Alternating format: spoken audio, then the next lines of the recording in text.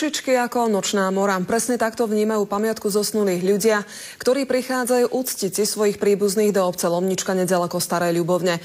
Každý rok sa tam opakuje to isté. Cintorín je v žalostnom stave a pasú sa na ňom kozy.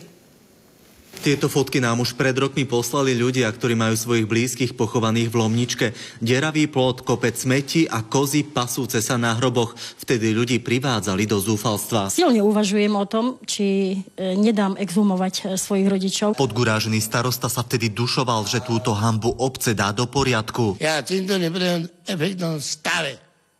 Aby bol cintorín OK, pre zosnulých, aby tam mali žiť, ako sa patrí. Všetky kozy sa vtedy chystalo tráviť. Aby tam bol rešpekt pre zosnulých, ktorí tam oddychujú a nech majú na väčší vekov. Amen. Po 2 rokoch sme sa do Lomničky vrátili. Múr cintorína je opravený iba z 2 strán a tak si tu kozy opäť vo veľkom pochutnávajú na vencoch. Zúfali ľudia opäť hromžia a nadávajú. Čo to je? To zažijeme! Maria, skare ich tam! Jak vás trafia, vás poraží!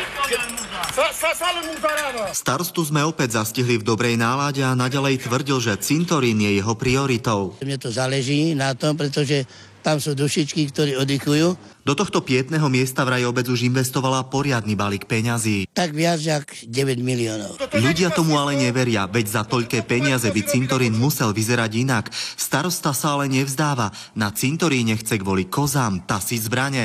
Postrelám. Každý sa oháňa, že je správcom cintorína, neviem čoho. Pána Mária sváta. Ako je vidieť, cintorín v Lomničke má ešte stále veľmi ďaleko od dôstojného miesta posledného odpočinku zosnulých a potrvá zrejme ešte roky, kým návšteva cintorína počas dušičiek prestane byť pre tunajších ľudí hotovou nočnou morou. Ján Tribula, televízia Markíza.